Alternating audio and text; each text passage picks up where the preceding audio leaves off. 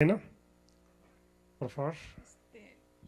Buenos días, mi nombre es Ugel Suárez Piña, vengo de la Facultad de Estudios Superiores Cuautitlán y mi tema de proyecto es simulación computacional de una nanoantena de grafeno.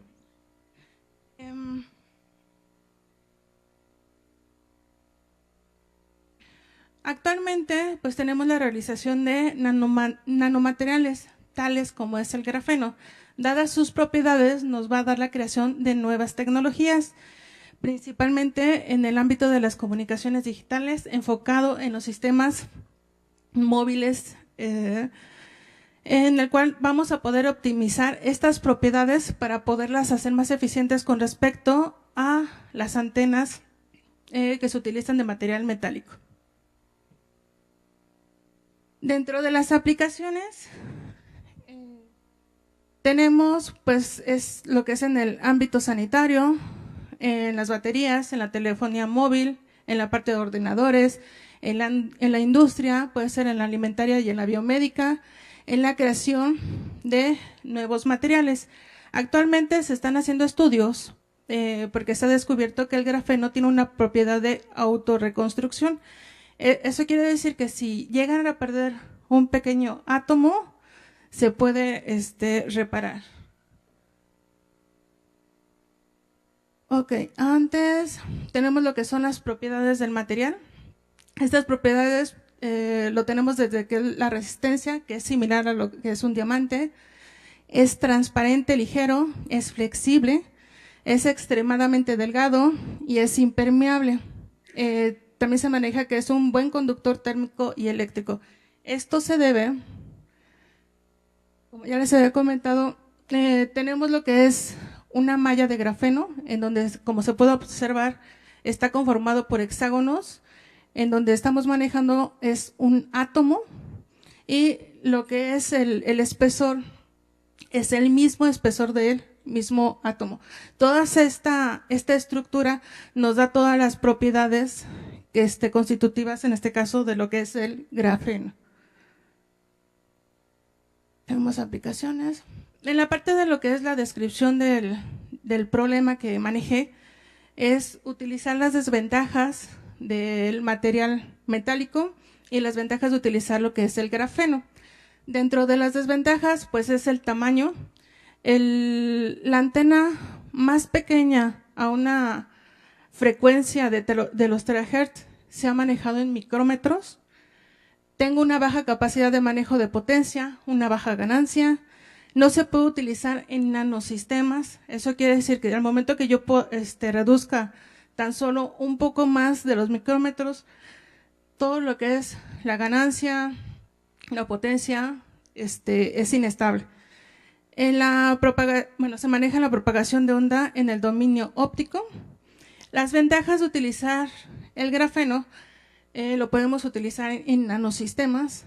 El rendimiento con a esta escala es mucho más eficiente. Podemos tener geometrías desde la parte utilizando diseños cuadrados, rectangulares, triangulares, que también se pueden utilizar usando un material metálico, pero es mucho más eficiente en la parte de la transmisión de datos.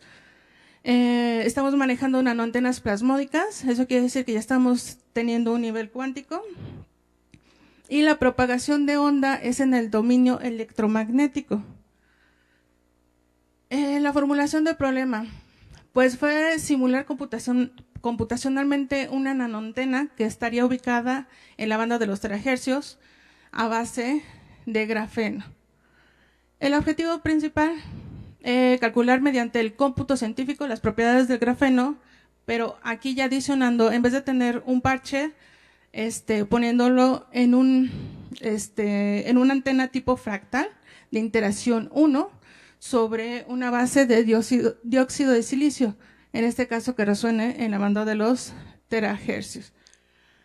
En la parte de la justificación, mi justificación principal fue que ya ahorita tenemos un auge en lo que es en las telecomunicaciones. La UIT, que es la Unión Internacional de Telecomunicaciones, tiene un lanzamiento para el 2020 de lo que va a ser la quinta generación. Eso quiere decir que voy a tener mucho más dispositivos a mucha más frecuencia. A pesar de que, bueno, en este caso la quinta generación, seguimos hablando de gigahertz, el hecho de utilizar lo que es el grafeno nos va a dar un pequeño paso hacia adelante para poder para poder ser más óptimo, en este caso, las frecuencias. En vez de tenerlos a gigas, poderlos tener a los terahertz.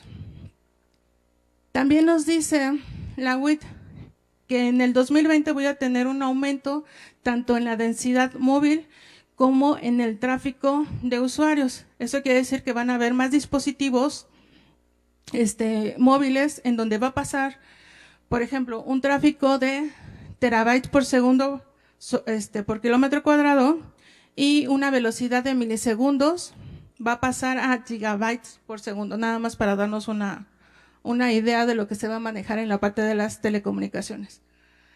Y hablando de lo que son antenas, pues no nada más es propiamente utilizar un teléfono móvil, sino tenemos mucho más dispositivos que se van a estar conectando.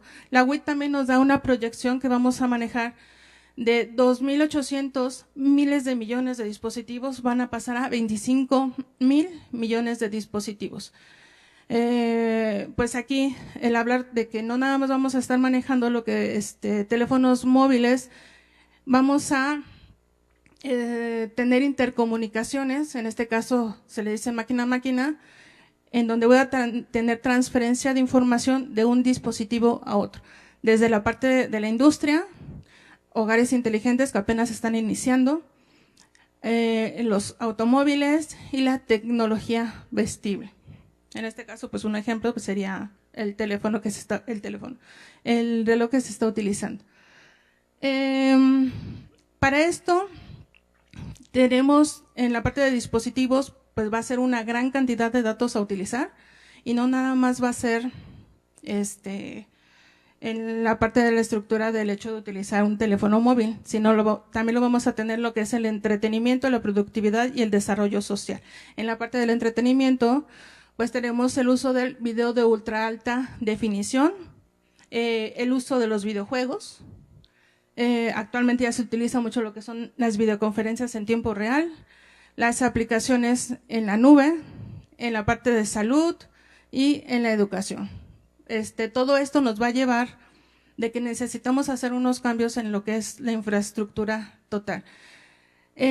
Pues desde el nuevo espectro de tecnología, nuevos dispositivos, nuevas redes y obviamente pues nuevo equipo para poder hacer uso de este servicio. Es por eso que el uso del grafeno podemos estar un poquito o un paso más a la siguiente generación con las pruebas que se están realizando.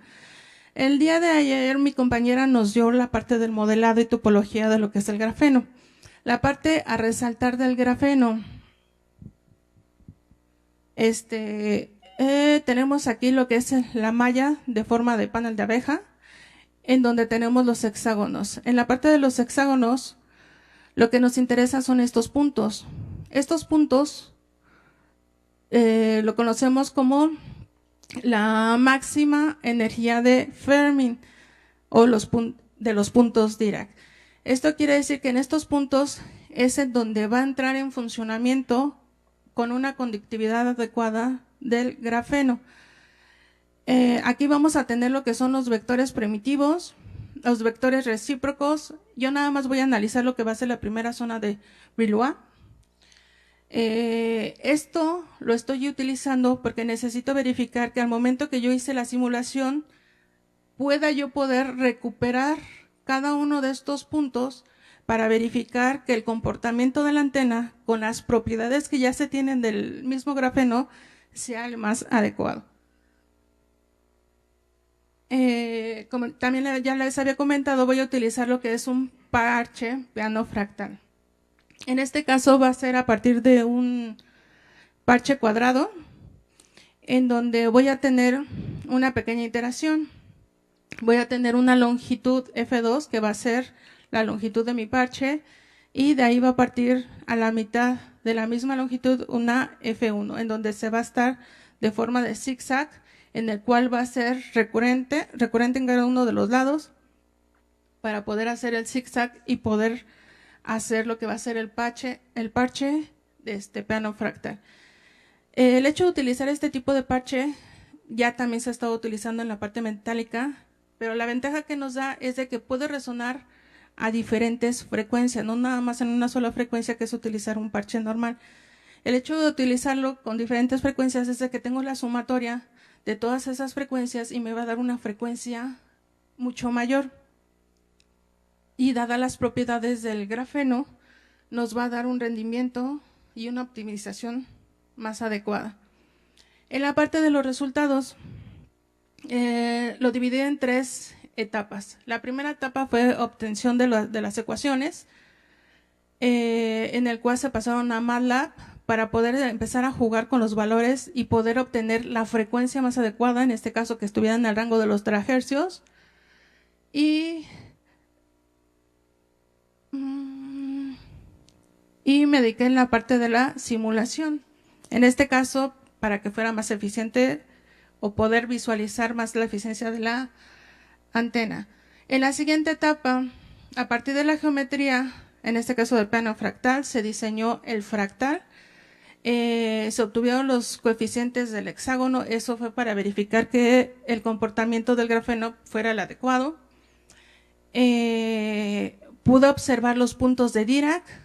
A partir de esos puntos se graficaron, se obtuvieron la ecuación de cubo.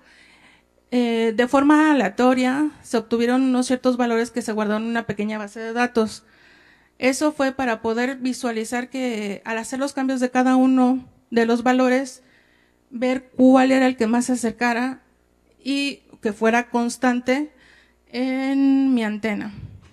Y por último, hice lo que fue una interfaz, una pequeña GUI para poder adicionar o juntar cada uno de los programas que se realizaron.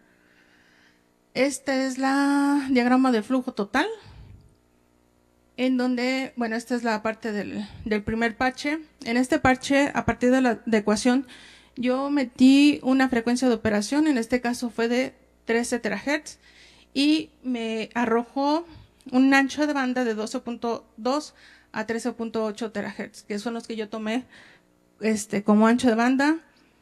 Nuevamente tomé como sustrato un dióxido de silicio, los parámetros del grafeno a valores nanométricos. Con eso quiere decir que las propiedades que yo introduje fueron correctas. Bueno, aquí tengo los diagramas de flujo. Tengo donde obtuve para poder jugar con valores de las gráficas de la antena. Y este es el resultado. Bueno, esta es la parte de la directividad de la antena en parche, en donde nos dio una muy buena directividad, que en este caso fue de los 13 terahertz. Tengo mi frecuencia. A pesar de que tomé en cuenta el ancho de banda de 13 terahertz y tomé las frecuencias de corte, se aproximó a los 12.9 de frecuencia de resonancia que yo había introducido. Y tengo la gráfica de impedancia. Y esta es la realización del plano fractal de interacción 1. Esta es en donde pude obtener lo que fue mis vectores para verificar que el funcionamiento del material de grafeno pues fuera el adecuado. Viene otro. Y este es el vector de onda. Aquí podemos observar que en cada uno de estos extremos, bueno, la forma de la gráfica, eso quiere decir que tiene un buen amarre, eso quiere decir que el grafeno, la antena funcionó de forma correcta. Tengo mis cintas en donde puedo mostrar lo que son los puntos de Dirac. Aquí la prueba se hizo con 500 átomos y me dio la gráfica en donde igual, aquí me muestra el adecuado uso del material. Y esta es la última gráfica en donde había guardado la base de datos para verificar que al estar usando o cambiando los valores de la antena se siguieran manteniendo o se tratara de mantener en la frecuencia que yo haya introducido. Y bueno, esta es la parte de la guía. Y pues ya, dentro de mis conclusiones, el hecho de haber reducido a nivel nanométrico el uso del grafeno se conservó, más bien me dio valores óptimos para la realización del siguiente paso, que fue el plano fractal.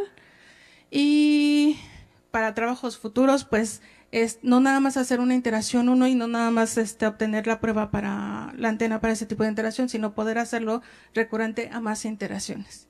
Bueno, por mi parte sería todo.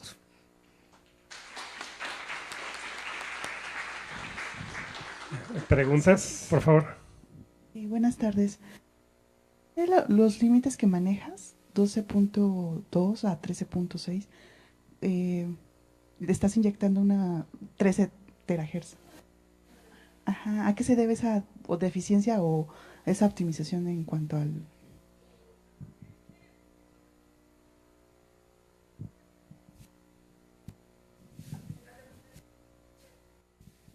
Le puse la frecuencia de resonancia a trabajar, que la que me interesaba era los 13 terahertz, y me arrojó esas dos frecuencias. De ahí tomé ese pequeño ancho de banda y lo pude simular. Es por eso que hice lo que para obtener la gráfica de Dirac y la de los vectores primitivos, para ver que a pesar de que ese ancho de banda fuera muy pequeño, se comportara, en este caso, el material que es el grafeno adecuadamente. Y afortunadamente sí, el detalle es de que también, como dice el doctor, o sea, no es a gran distancia, es una distancia muy pequeña. Pero pues ahí vamos, ahí vamos.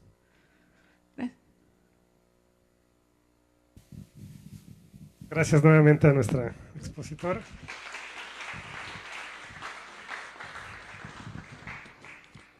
Nuestra siguiente presentación es a cargo del maestro en ciencias René Pérez Moroyoki, de la Facultad de Estudios Superiores Cuautitlán, que nos va a hablar acerca de caracterización de antenas fractales del tipo FAS.